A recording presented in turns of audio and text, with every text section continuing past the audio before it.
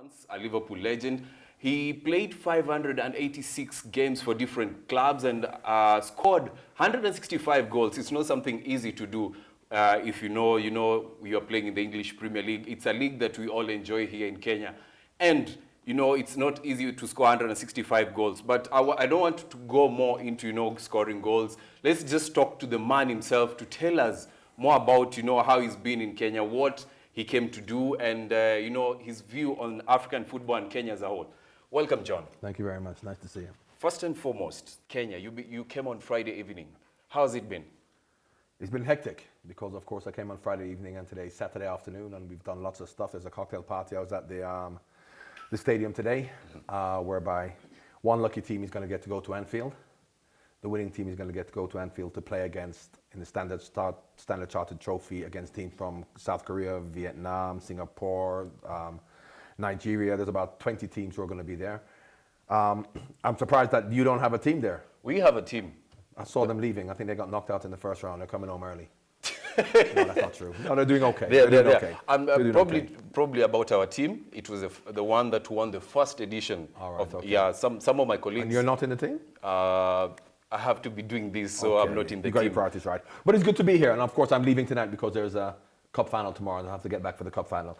So the last time I was in Kenya, I went up to Wajir. I don't even think you've been to Wajir. I've been to Wajir. You've been to Wajir, so yes. You know how remote that is. Yes. I was there with Christian Aid.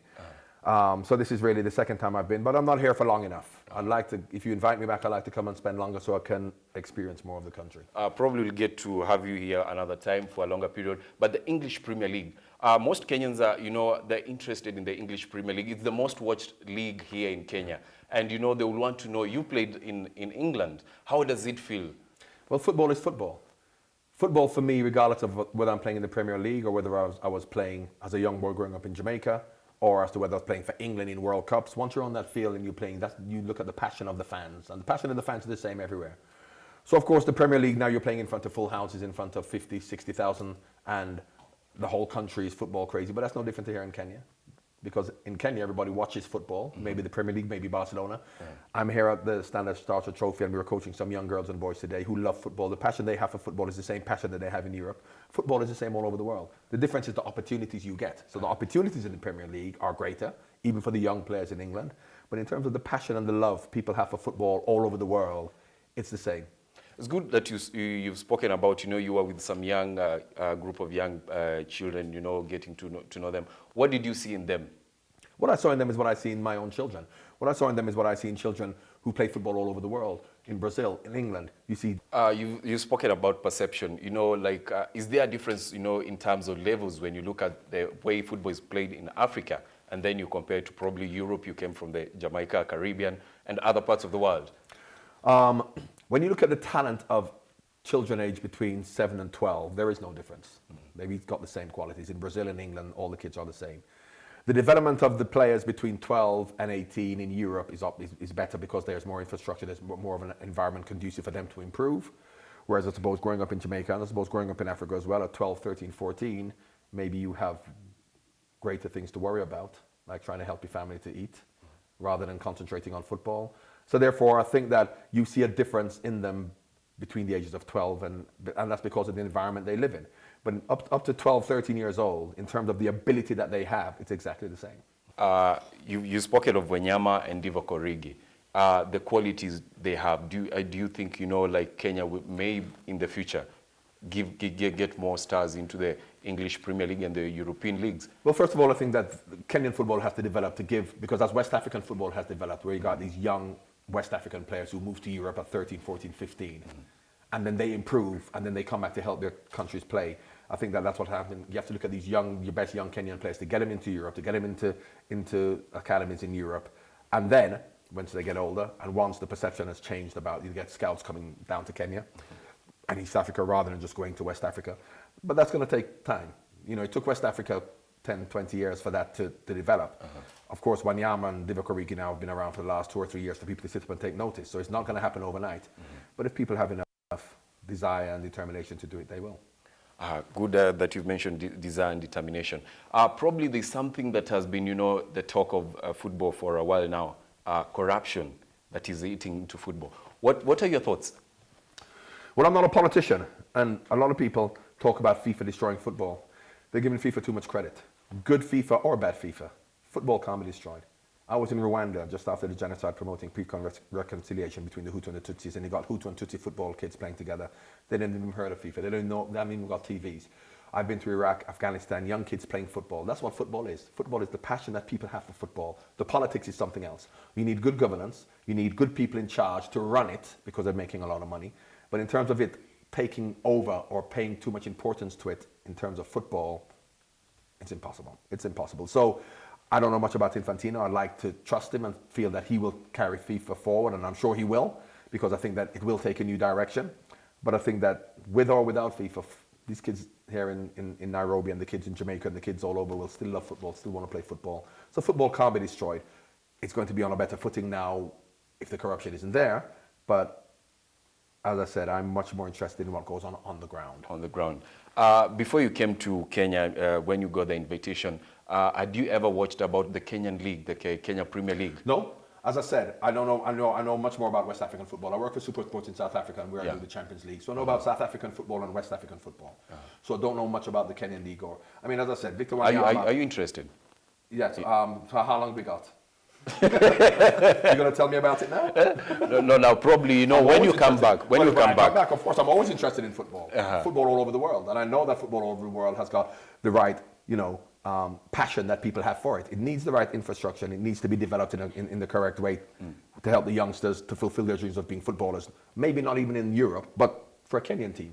Little boy living out somewhere in the rural parts of Kenya, if he can come and play for the top team in Nairobi, that has to be his dream. He wants to play for Barcelona, but if he can't, he shouldn't give up on football, because there are ways to play. So to put in place an infrastructure to allow people to follow their dreams, even within Kenya, forget about the World Cup or the Champions League, that is also something people should aspire. Probably taking you back to your playing careers, your playing time when you are young, you were... I'm not young now, no. When you had the energy to... And when slimmer. you were young, yeah. What can you say was your best moment on the pitch? My best moment was my whole 10-year period at Liverpool. I don't look at any one individual moment, because to show the qualities you have, to show the career you've had, it has to be the longevity of success over a period of time. You can look at individual moments and you can say, I remember that moment wasn't that great, but they're meaningless unless you did anything else. So when I talk to kids, as I do for a lot, and you say to them, what's your ambition? And they say, my ambition is to win the World Cup. Yeah? Pele won the World Cup when he was 17. So therefore, by that means, he has fulfilled his ambition, and he's 17 years old. Does he then give up? It has to be the repetition of success. It has to be, your ambition has to be successful over a period of time. And that, for me, I've lived by, that there are individual moments, goals against Brazil and the FA Cup final and won the league, but it really has to be the longevity of my whole 17-year professional career, but particularly my 10 years at Liverpool. The Watford fans, still know you as, one of the greatest players to come out of, Watford. Do you still hold that, Absolutely. I mean, it's my first club. I was 17 years old. I went to Watford. We finished second in the league to Liverpool. Manchester United finished third. We got to the FA Cup final against Everton. We got to the UEFA Cup quarterfinals. So Watford was a very happy time for me, because we were challenging Liverpool and Manchester United as a very small club. And I was glad that I stayed at Watford for 6 years, 17 to 23. Because if you're a 17-year-old boy and you go to a superstar club like Liverpool, whereby you have the trappings of success, where people are going to idolize you and tell you how great you are, maybe it's going to go to your head. Rather than having a much more humble upbringing at Watford for 6 years. Then when I went to Liverpool when I was 23, I was mature enough and I had enough experience to handle all the fame that being at Liverpool will threaten. And I use Raheem Sterling as an example. After having 1.5 years of football at Liverpool, he's now gone to be judged as a £50 million player with all his pressure being put on him. And he's able to handle that because he's only been paid for a year and a half. And the Premier League, unfortunately, gives these youngsters too much too soon. And are they able to handle it? That's why when people talk about great players and good players, they have to produce it over a 5-6 year period before we start talking about it. Because how often have we said he's a great player? Next year, nowhere to be seen. That's one advice that I give to a lot of young players who then feel, let's go to a big club because I'm 17, 18, and Manchester United, Liverpool want to sign me. Stay at your club, learn your trade, get 5-6 years experience, and if you're good enough, Newcastle, Charlton. Newcastle. After that? Yeah. Well, I was coming towards the end of my career, so, I had and it's another thing because, of course, I had 10 years at Liverpool and it was made apparent that I wasn't going to play. Mm-hmm. So therefore, I could have stayed at Liverpool and not played, but I wanted to play. So therefore, I left. So obviously, Steven Gerrard has done the same thing. He could have stayed at Liverpool and sit on the bench, but because he wants to play, he leaves. And, when you come into the end of your career, you want to play for as long as possible. So I chose to go to Newcastle. Mm. The young players will be watching you at home and wondering, I want to be like John Barnes or, take the career path that he took. What's the message that we'll give to them? The message I give to all young players, forget about John Barnes, because they will never have heard of John Barnes or even seen John Barnes. Mm-hmm. Let's talk about Lionel Messi or Cristiano Ronaldo. So they say they want to be like Cristiano Ronaldo. Mm-hmm. If you want to be like Cristiano Ronaldo or Lionel Messi, what you have to do is you have to do what they do Monday, Tuesday, Wednesday, Thursday, Friday. Saying that they play matches on Saturday. Yeah. You look at the work that they put in Monday to Friday. You look at the discipline they have, the desire they have, the determination they have in training to come back after training to perfect their skill. But they don't look at that. What the youngsters look at is on the Saturday at 3 o'clock when they play for 90 minutes, they see their skill and they say, that's what I want to be. The way they got like that is the work they put into it. So that's what people have to understand. Mm-hmm. Whatever talent you have to put that work in to carry that talent to where you want to be. So if you want to be like Lionel Messi, train hard every day. Have humility, respect your teammates, respect the team, respect football. Don't go out drinking. Then you can be like Lionel Messi. Too many people want to be like Lionel Messi, but they want to go out drinking. They don't want to train. They don't want to try hard, but they just want to be able to play like Lionel Messi. So that's the biggest message I give to them. You have to prepare yourself to carry your talent where you want. Liverpool taking on Manchester City, Capital One final. Your sentiments, who will come out as the winner? What do you think? Well, as a pundit, we've got to always give, and I hate giving predictions because you can never tell. It could be 3-0, it could be 1-0, it could be 2-0, it could be 5-0. You can never tell what's going to happen. Manchester City are the favourites because they are a better team, they've got better players. Mm-hmm. But if you look at, once again, when I spoke about, when you look at Lionel Messi and you look at the other attributes necessary for success, determination, togetherness, desire, discipline, belief, even if you aren't the best team, you can still win. And I think Liverpool have those qualities. Obviously, Manchester City have better players, but you saw them when they played against Leicester the other day with better players. Leicester won. So Manchester City will be the favourites, but I think the harmony that Liverpool have will give them a good chance. I think Liverpool beating them 4-1 away was probably not the best thing because, of course, Manchester City may be looking for revenge or they won't take Liverpool lightly now. But nevertheless, I still think Liverpool have a chance. So I'm going to go for a 2-1 Liverpool win. Yeah. Thanks a lot. Probably we'll see the 2-1 Liverpool win. Fingers crossed. That was John Baines, talking to us about his career and, getting to give the young kids motivation on what they should do to, get to the bigger heights or to the top level in football.